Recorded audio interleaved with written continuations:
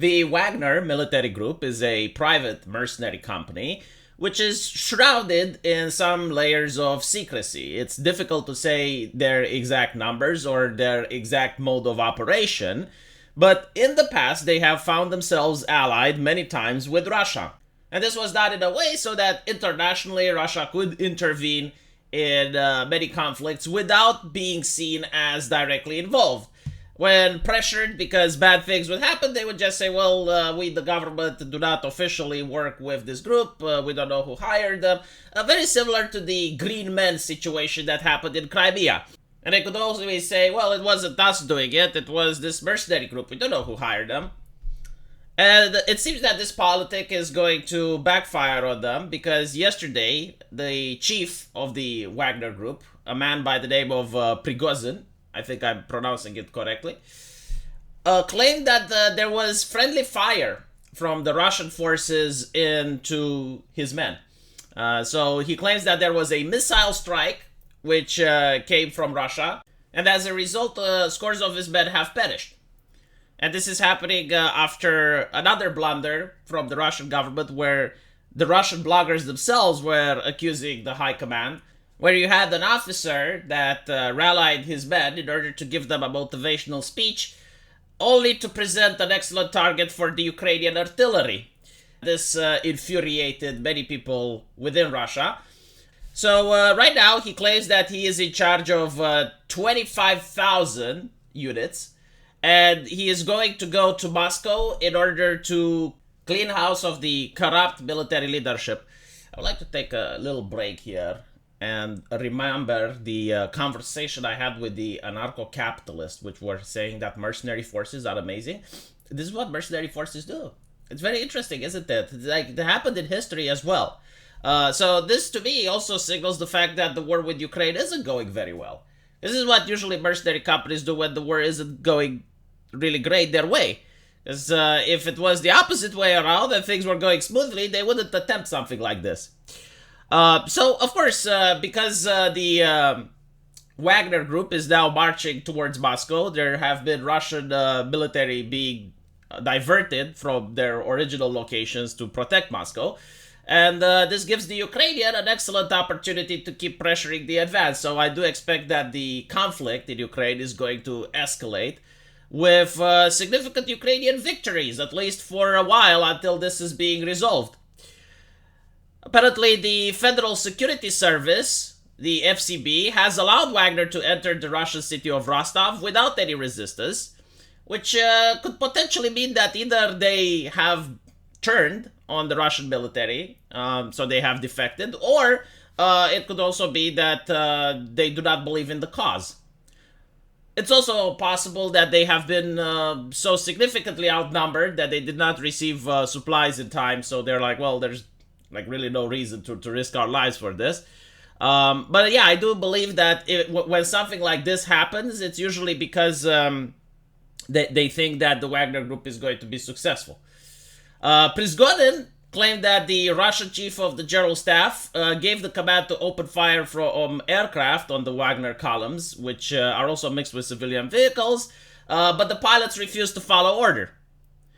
So now you have roadblocks that have been established by the FSB and Sommer on the Moscow-Voronezh-Rostov-on-the-Don highway.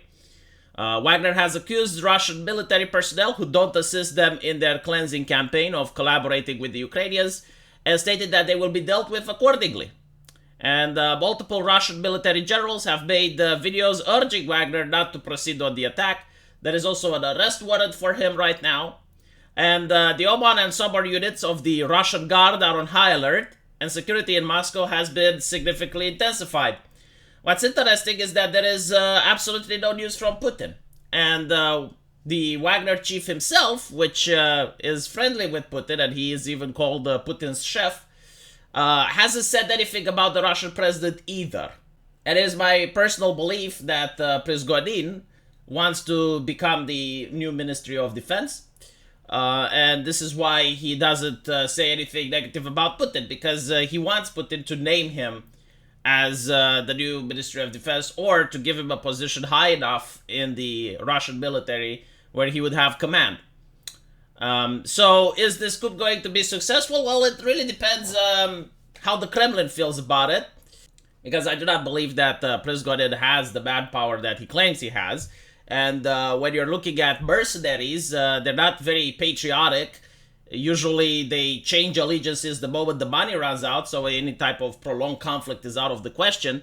But it is also to be seen how he manages to influence the public. Right now, from what people are saying on Telegram, both from the West as well as from Russia, it seems that people in Moscow are more likely to support Prigozhin.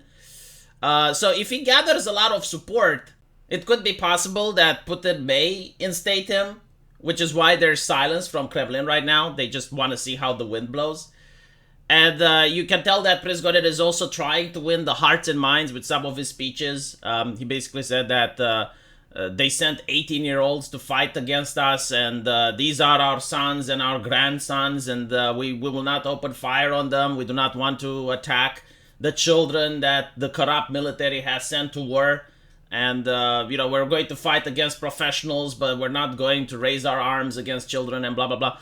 And these types of speeches are when you try to win hearts and minds, and you don't expect a long conflict. Because in long conflicts, usually officers and generals try to demonize the enemy to make it easier for the soldiers to take lives. Because if the enemy is viewed as human, it is very difficult for soldiers to be combat effective.